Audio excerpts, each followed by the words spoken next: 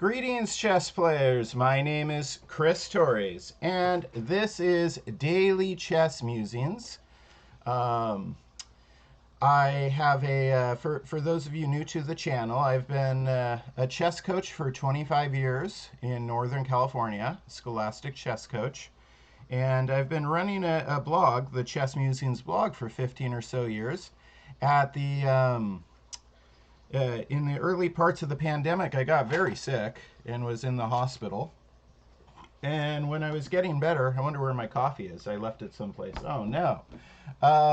When I was getting better, I decided to upgrade my Chess Musings blog to its own homepage, its own URL. So I took dailychessmusings.com, and since then, my chess blog has morphed into a community. We have more than 2,000 active players in our club on chess.com, the Daily Chess Musings Club.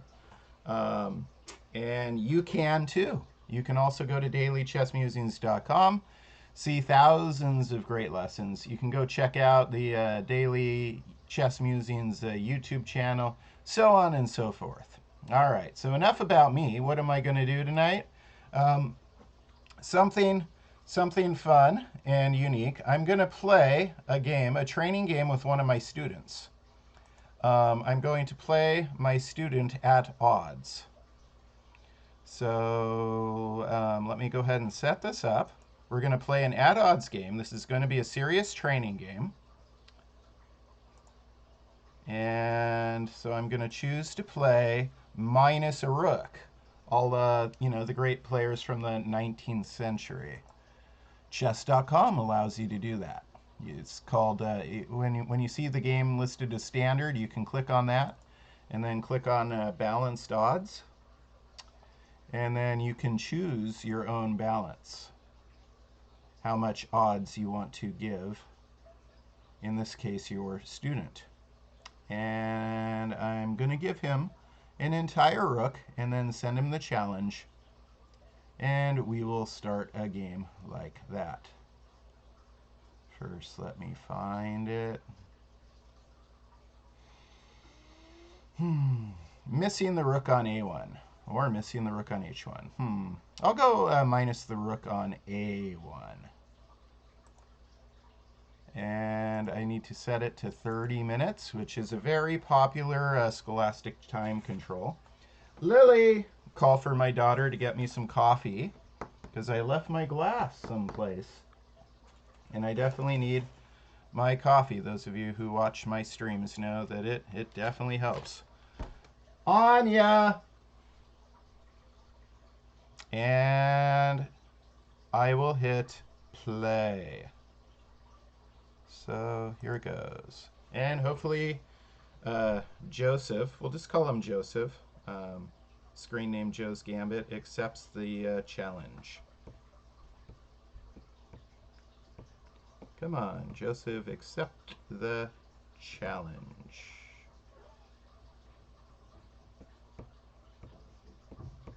We've played a lot on chess.com, so he should be familiar. Sometimes, when somebody challenges you, it shows up as a notification. Other times it shows up as a, in like the bottom right, something you can click on with the check mark. Waiting for Joseph. I chatted with him at the beginning of our lesson a moment ago in Zoom, and then we disconnected because I wanted this to be a very accurate training game for him.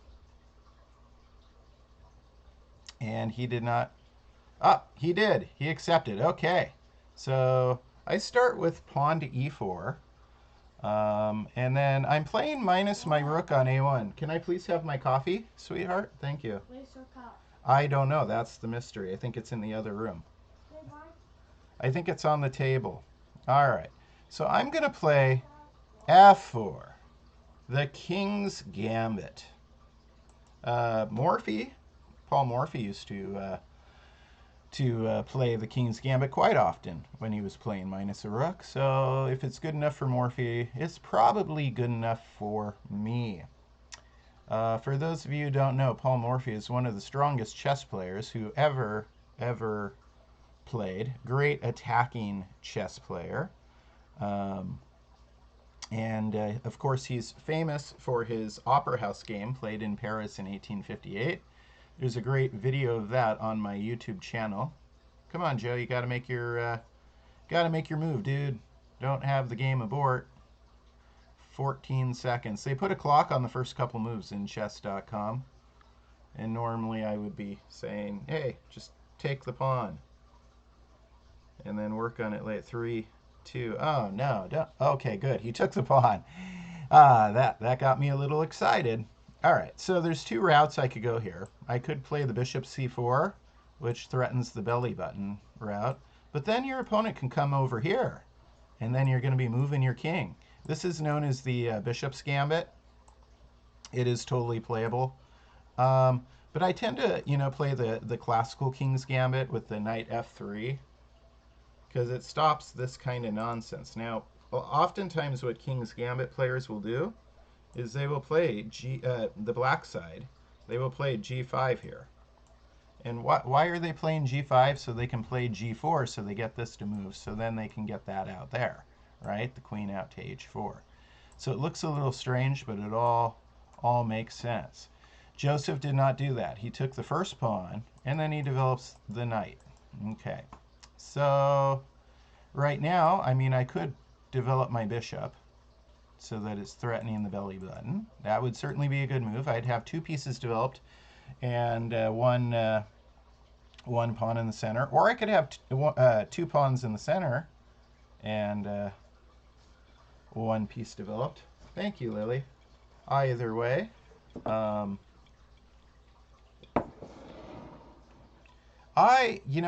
going to play the bishop c4 move, though. I'm going to get the second piece developed this time. If I were to play this game a bunch of times, this opening, I might play d4 as well. Both moves would be good. Both moves give you a couple tempi advantage over your opponent. See, right now, black does not have a center pawn. Okay. Now, I could play e5, threatening his knight. That is very tempting to play right now. I could also develop another piece, knight c3.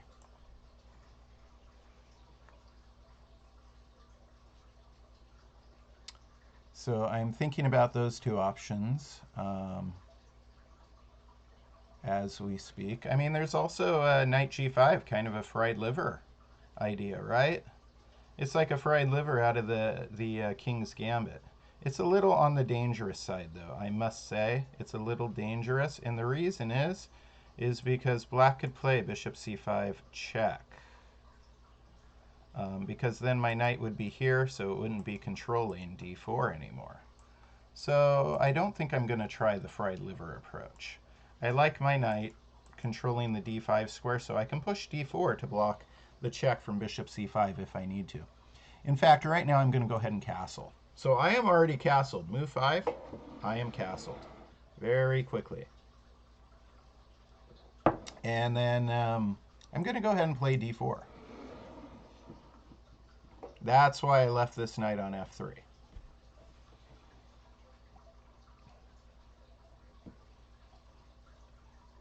Yeah, Paul Morphy. What a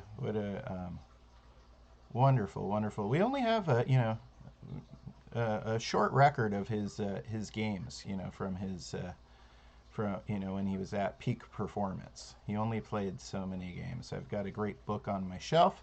It's called Morphy's Games of Chess. Let me show it to you.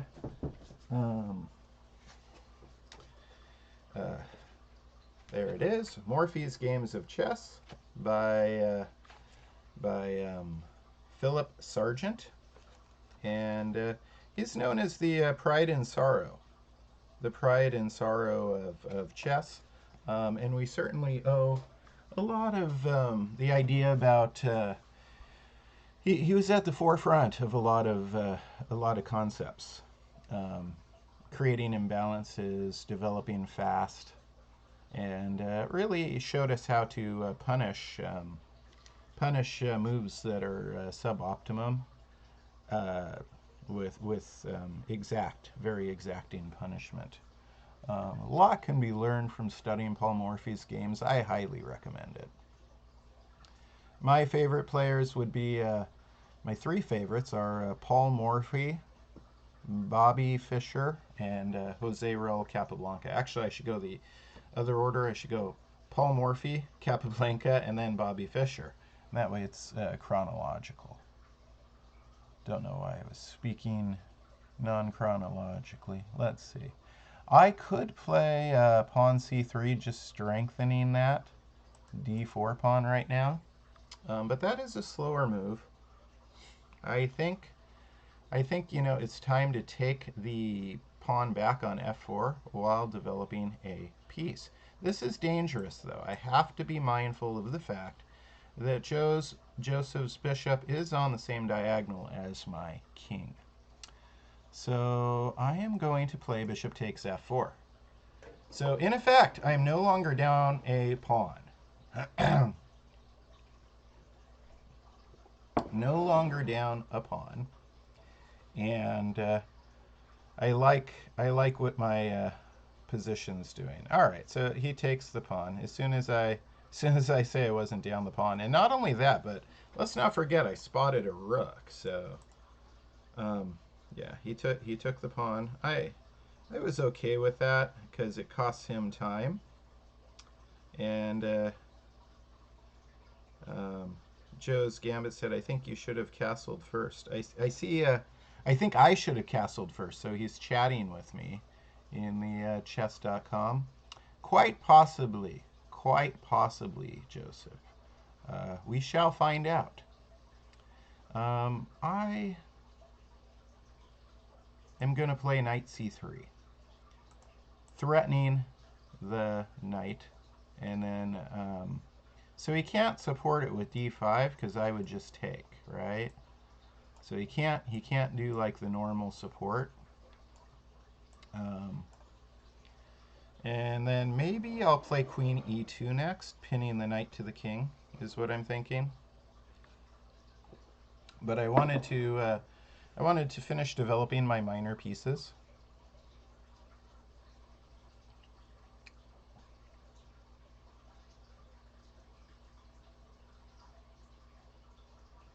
Now, it looks like I have a pretty strong edge against Joseph right now, but let's not forget he is ahead by 6 points because I spotted that rook in the beginning of the game.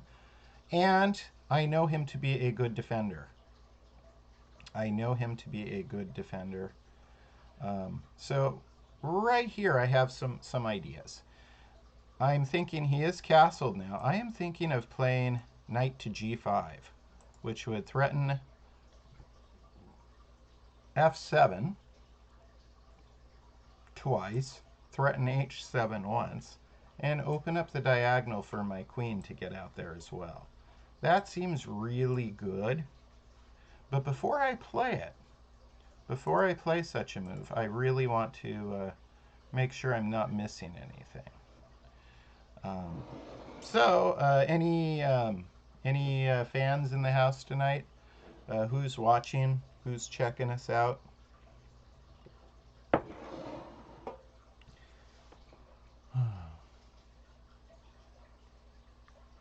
Yeah, he might be okay with having captured the center pawn and then not castle and then castling afterwards. We'll find out.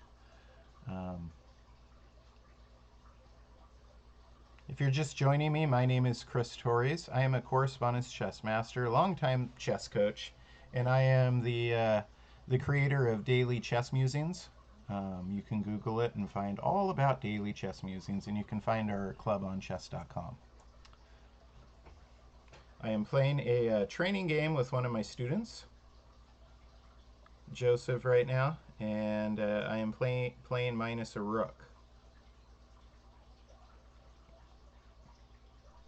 We set the time control for 30 minutes on both sides of the board. Joseph cannot hear me. This is very much like a tournament experience for him. And he has been doing very good in tournaments lately. I think he's like, yeah, won maybe 7 or of his last 8 games or something. I mean, a very, very quickly improving chess player. So, all right, yeah. I figured he might take the center with d5. So the question now is, should I just play queen h5 right now? Should I just do it right now? Hey, Arcane Doctrine, how you doing? Nice to have you back. I am playing a game of chess against one of my students, minus a rook on a1. Same way Paul Morphy would do things. Um, and we'll see if I can't conjure a little bit of Morphy tonight. My student is stronger than his chess.com rating would suggest, but I think, playing him minus a rook on a1, it's a pretty fair match. I started with the King's Gambit. If you're just joining us, like Arcane Doctrine is, it's King's Gambit, e4, e5, knight of 3. Yeah. I get the center, and I am going to bring my queen out to h5. Checkmating on h7. And Psychosis official. Sometime, I'm sure we can. Right now, however, I am doing a private lesson with my student Joseph. He can't hear me because I'm giving him a tournament experience. But right after I finish this game, I'm going to stop my stream and then go through it, move by move, with Joseph. This is a special training session with one of my students. So yeah, I mean, in the future, for sure. So make sure you follow, because I stream regularly. I'm new. I'm a new streamer on Twitch, and I am a chess.com partner. And let's see. All right, so Joseph's threatening my knight, and that's good. That's a good move. But now I'm going to bring my bishop back to d3. And the idea is, if he takes my knight, then I checkmate him, right? So I've got the ingredients. Look, I've got all the pieces I have left on the board in the attack. Bishop number 1, bishop number 2, rook, knight, and queen. All my pieces are in the attack. Will it be enough? Will it be enough?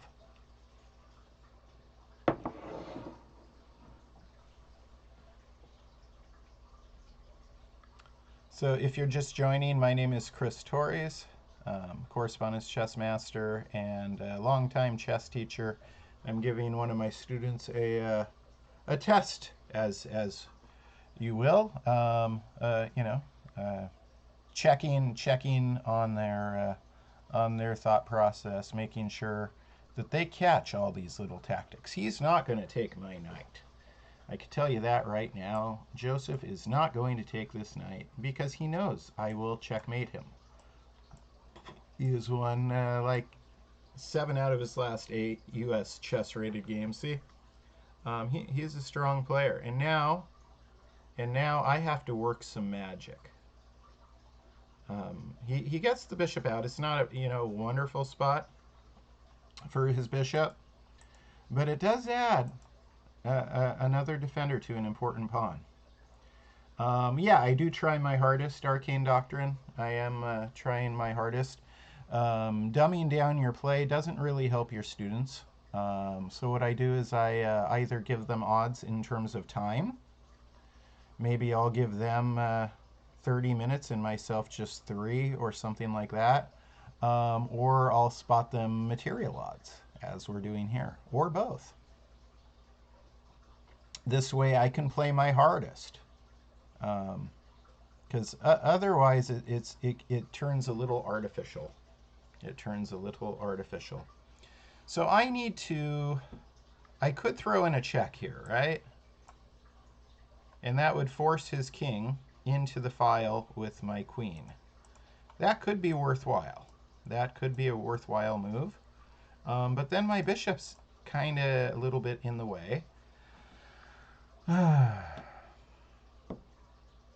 So I have to be a little careful here. There's the idea of tossing the knight there, threatening his rook as well. So I've got like knight h7, bishop h7. These are two candidate moves that look pretty good. I have to try and create some magic here. Like I said, channeling Paul Morphy, conjuring Paul Morphy, since we're saying magic, conjuring the great Paul Morphy, the pride and sorrow of chess. He gave up playing chess immediately after coming back from his European tour in 1858, and then of course we had the American Civil War, and he wanted to be a lawyer. He wasn't very good at being a lawyer, and he dealt with mental illness and died at a very young age.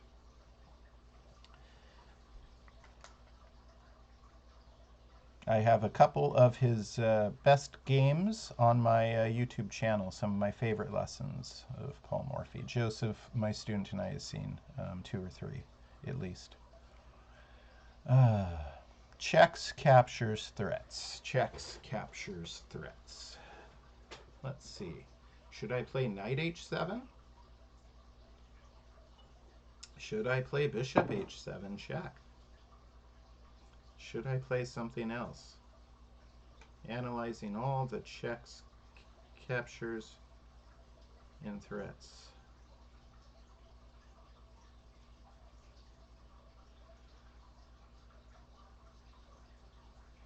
So there's a couple ideas here that I could try.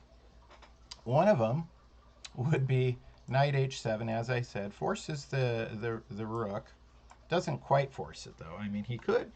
See, Joseph's a smart guy. He could just allow me to take his rook for the knight and still be ahead material, right? So I think I have to be a little bit more provocative here. I'm thinking about knight takes e6 and then pawn to g4. I mean, if you're gonna win starting down a rook, you gotta really go for stuff. So let me look at it one more time. Again, I'm thinking, you know, if I get rid of this bishop, then this pawn moves, right? So he's only got 2 pawns defending his. I've been teaching Joseph for about a year now, I think. He's only got 2 pawns then shielding his king. And then I start sending one up to disrupt it immediately. It's a very dangerous move because I'm using a pawn that should be guarding my own king in the attack. But I think that's what I'm going to do. Knight takes e6. Alternatively, there's also if pawn takes, I could throw in like queen g6 because then the pawn's no longer on f7, right? But I'm very tempted to go straight to the pawn to g4 here.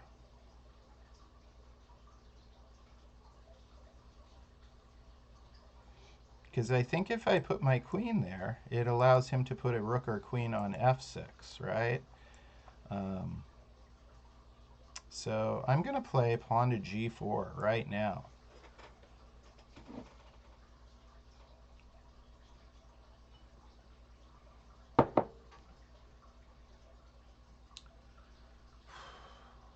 This is a dangerous attack. All right, so he's bringing the knight from c6 over to be a defender. If I scoop my pawn forward now, it potentially allows his knight to come and be on f5, which would interfere with both my rook on f1 and my bishop on d3. Potentially, he could also throw in now pawn g6. Of course, I would play queen takes h6 if he does. Yeah, pawn g6 doesn't look so hot. Sometimes we think about doing like the sacrifice here, but again, he would get rook takes f1 check immediately, and I don't have that many pieces left to attack with, right?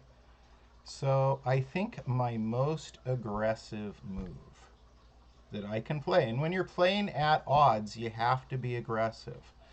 By the way, playing at odds used to be very common. It's not anymore. It used to be very common. I'm hoping, to kind of change that, encourage more people to play at odds. Um, Back in the 19th century, that was the way it worked. You had like a title. Maybe you're a master, maybe you're an expert. At the bottom end of the spectrum, you could even be beneath contempt. That was your official strength at chess, beneath contempt. And if you're beneath contempt, your opponent could spot you a full queen. That meant they were supposed to spot you a queen.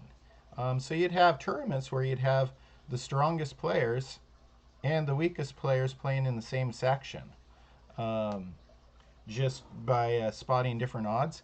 And what it did was it created way more interesting opening choices, because openings aren't the same when you're missing for example, when you're missing a rook on a1, it changes the opening, right? You take away any ingredient and the board is different. So it adds a lot of extra depth to the opening phase of game, as well as adding a very competitive. Two players of different strengths can play very competitively. Maybe one of these times I'll do a broadcast, open it up for anybody. I'll play just at odds. Maybe I'll make that a regular part of my broadcast. As you can see, I'm quite accustomed to it, and this is why I'm stubborn, I think, in a lot of endgame situations when I'm down materials, because I'm used to being behind. I've taught in classrooms for 25 years against little geniuses, who are in elementary school or middle school, very very smart kids, gifted kids, and I spot them material, and we have a lot of fun. All right, so I play pawn to g5. Here it comes.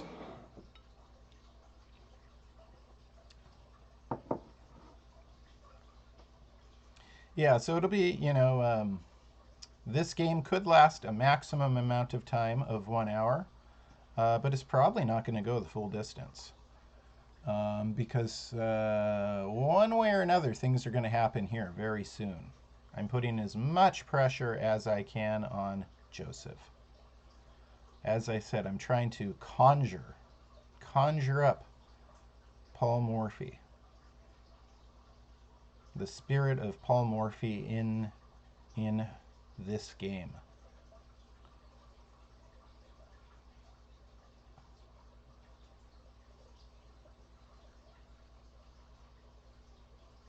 And I gave a nice moment of silence as well, I suppose.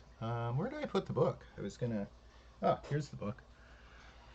I can read you a little bit from the. It is a truism familiar to most chess players that chess theory has made greater advances in the past 100 years than in the previous 1,000, and it is to Paul Morphy that we owe the impetus for this magnificent progress. Just how Morphy accomplished what he did is not easy to explain. Do great men make history, or does history make great men? Did Morphy impart his doctrines to his contemporaries, or did he merely systemize ideas that were part of the intellectual climate of the chess world of his day? And just how did he preach his ideas? How did he convince the ignorant and open the eyes of the blind? Morphy wrote no book. He never expanded his chess theories publicly, aside from a chess column he edited in a New York newspaper for about a year. His ideas and guiding theories are embedded in his games.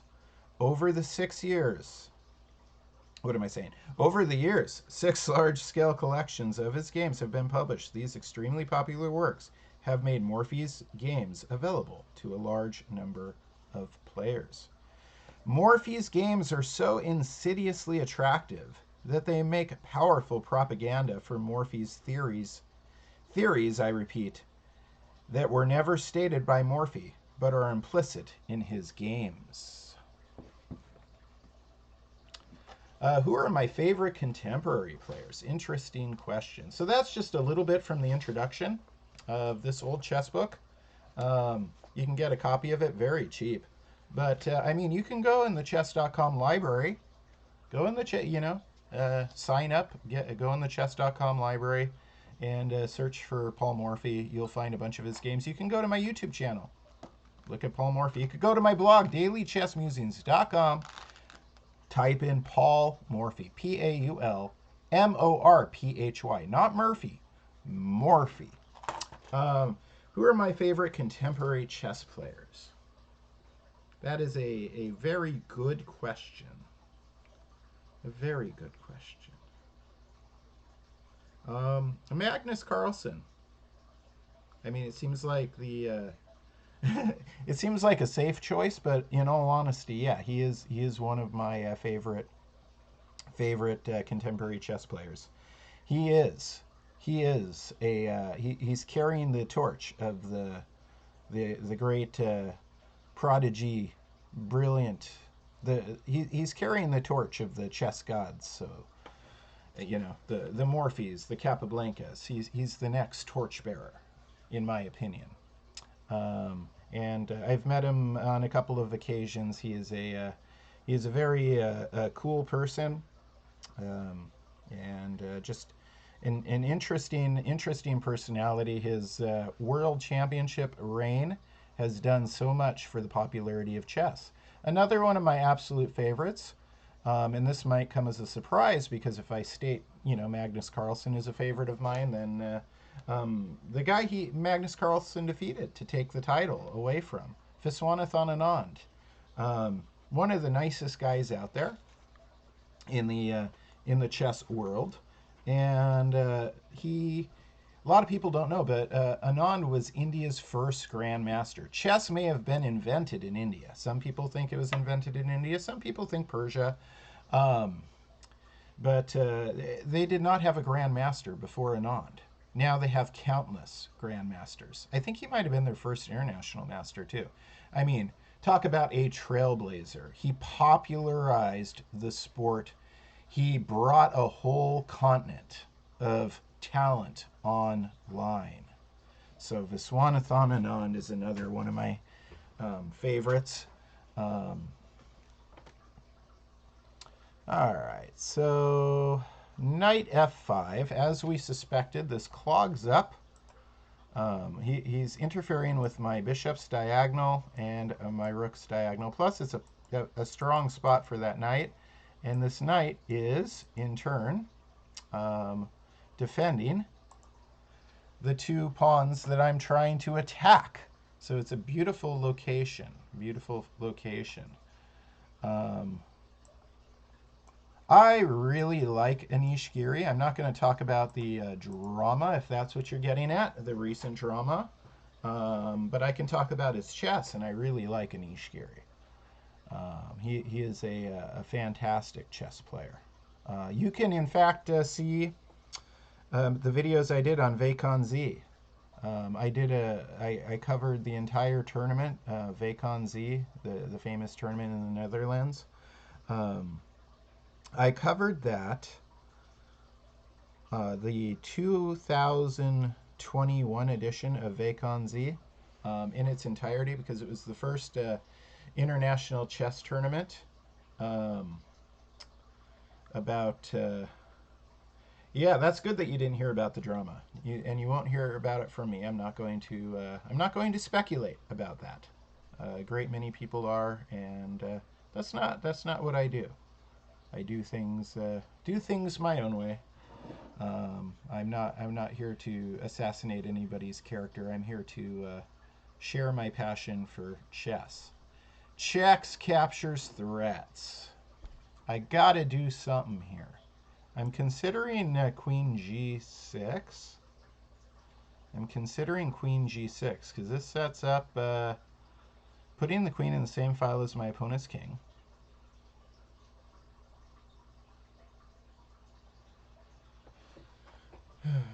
I'm think I'm thinking, you know, I could just play the GXH6 right now.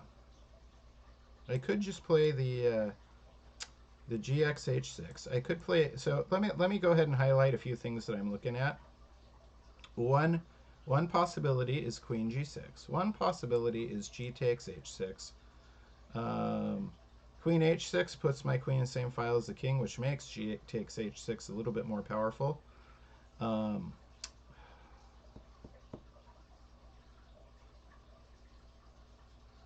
One more possibility, and this is a very Morphy-like move, is King H1. A very Morphy-like move. What is happening with King H1? Well, first of all, I'm moving my king off the diagonal of the bishop. But no, I'm preparing to put rook on G1. So my rook is in the same file as my opponent's king. I'm starting to like King H1. It's the kind of move where Joseph, he can't hear my thinking right now. It's the kind of move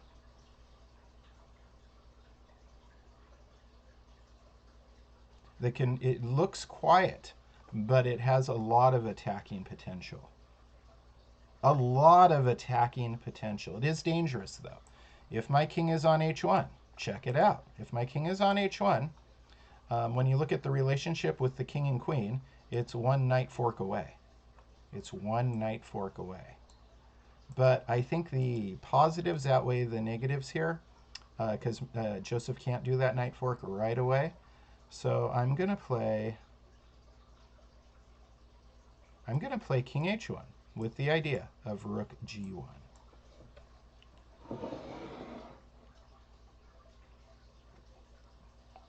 This is very common for the level of excitement I normally achieve with my students in these kinds of games.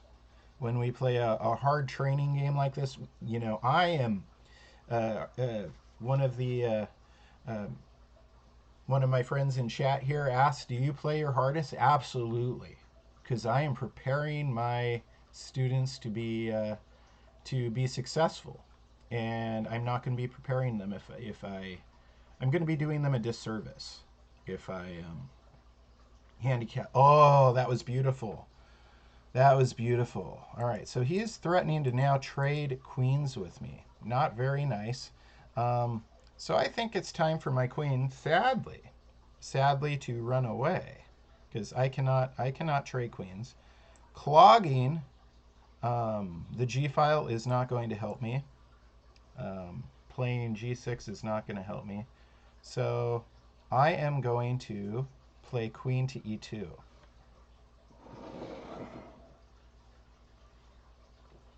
Cannot trade queens. We cannot do it. Now my queen on E2 keeps his queen from going to H5. My queen on E2 is helping to maintain control of the E5 square. Once my rook is on G1, I may put my bishop on E5, because then my rook and bishop will both be connecting nicely on G7, which is a key square. Maybe the winning mating attack won't be involving the queen. I might be able to pull it off with the bishop and rook. We talked about conjuring Paul Morphy, and maybe, just maybe, if again, go see that Opera House game that I did. A Night at the Opera, Master Chess Theater. It's on my YouTube channel, Daily Chess Musings. And while you're there, don't leave this broadcast yet, but do it afterwards. While you're there, make sure you subscribe to my YouTube channel. I think I just lost a subscribe. So I'm like at 1.99 K again instead of 2K. I had been at 2,000. I don't like dropping below 2,000 because it looks big different, right? Between 2K and 1.99K. I mean, yeah. It feels like 1,000-point drop, even though it's not. So, if you're watching this, your homework is to, after I finish this broadcast, go to my YouTube channel and subscribe. Daily Chess Musings on YouTube. Help me out. It's difficult for you to comprehend how good the top chess players are. Yeah, absolutely, they are. They, the very best chess players. Um, let's say like the top 10 today would be in the top 30 all time because chess is progressing. The guys today are standing on the shoulders of those who have come before them, and it is a human achievement. It's achievement for all of us how good at chess they are. And it's insanely good. Insanely good. All right, so c5 was played. I'm going to play rook g1.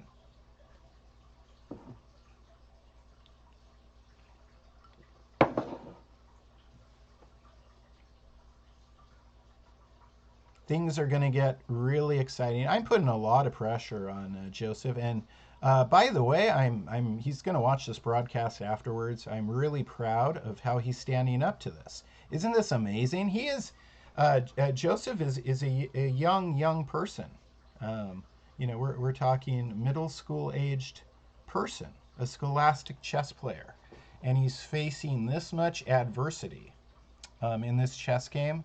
Um, this is all the pressure that I can possibly mount. Taking with my bishop makes no sense at all. Taking with the rook is where it's at. The bishop would be influencing h6 regardless if I take with it. The rook, on the other hand, now is directly pressuring g7. And remember, my plan is to pop the bishop over to e5. And then we'll see if I need the queen on top of it. Or I may even, if I add the queen and that's still not enough, then I may need to then, in fact, use the h-pawn.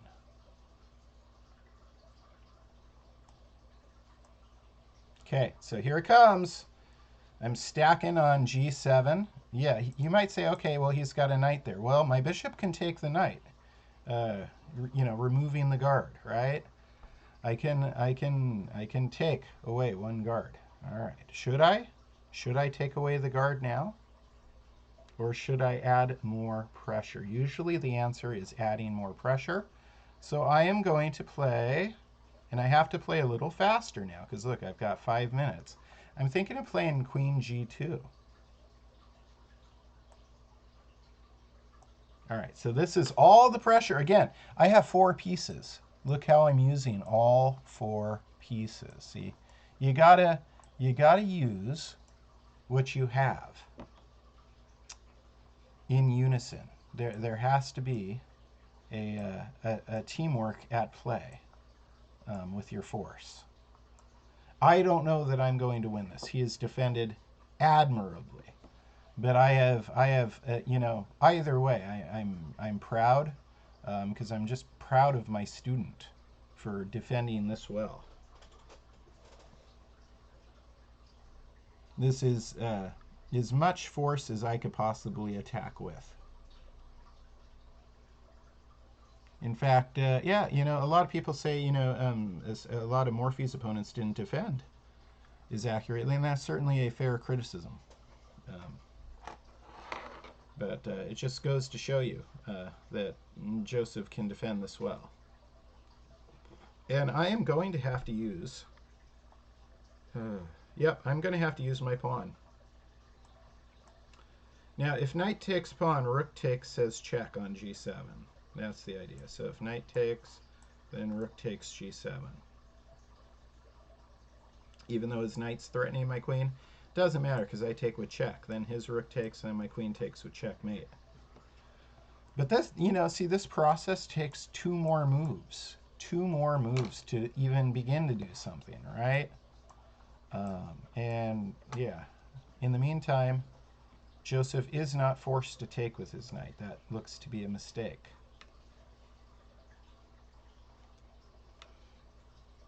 This is a very exciting game. Very exciting. Tense, exciting. We are, I guess, about 44 minutes into this broadcast. And we've got a possible of, what, 19 minutes left total. It could go, you know, just another 19 minutes because there is no increment. But I think as we saw in my last broadcast, I can play. Oh, so, all right. Wow. Wow. Just amazing stuff. Just amazing stuff. All right. So he is threatening to trade queens with me. That would be terrible. That would just be terrible. So immediately I'm thinking about bishop takes f5, which removes the guard, so I'm threatening rook to g7. But if I play bishop takes f5, oh man. I mean, he could take back with the pawn for sure. He wouldn't want to take back with his rook because then it leaves his king kind of undefended. But he could also just say, okay, take my bishop and then push the pawn forward. Oh, but then my bishop can come back. Got it. So what I'm thinking is bishop takes to remove the guard. If his pawn moves forward, then my bishop moves back, unpinning my queen. All right. And I'm low on time. I've looked at it enough. I think it is the best that I can do right now. This was another good move by Joseph. Threatening to trade queens when he's ahead material.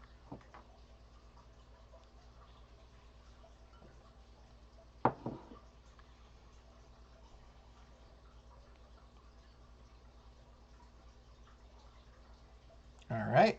Now, he took my bishop, which means it can't go back. So I have to play check here now. That is 100% has to play. Otherwise, I give him time to trade queens with me. I'm down to just 3 pieces. Up, and that's going to end in checkmate. That's going to end in checkmate. Well, obviously that last move was a mistake. That was an intense game that finished just very, very quickly. So a lot of times I do joke with my students that if you don't win in under 25 moves, I can show you where you made a mistake. I'm 100% certain of this. In 25 years of teaching, I've never seen a game where anybody who has played a game longer than 25 moves, any young person, not grandmaster, hasn't made some mistake that could greatly be improved on. And I just barely got it in there at the 25 moves. All right, ladies and gentlemen, thank you for joining me for the broadcast tonight. Thank you again, everybody who is following. Remember what your homework is. Go to the Daily Chess Musings YouTube channel and subscribe and find the Master Chess Theater on the Opera House game. Watch it, learn. Also, go to dailychessmusings.com and type in Paul Morphy into the search bar. Paulmorphy. Morphy. You do that, and you will see maybe 25 lessons that I've put on my blog about the great Paul Morphy. Thanks again for joining me. My name is Chris Torres, Coach Tortoise on chess.com. You can join our group on chess.com, the Daily Chess Musings Club on chess.com. And thank you to chess.com. I am a partner streamer with them. They have amazing tools. Think about upgrading your account so you have 100% access to all these great, amazing tools. And don't be a stranger. You can also send me a friend request on chess.com, username Coach Tortoise. All right. You guys have a great evening. I'm going to go talk with Joseph about this game. Bye now.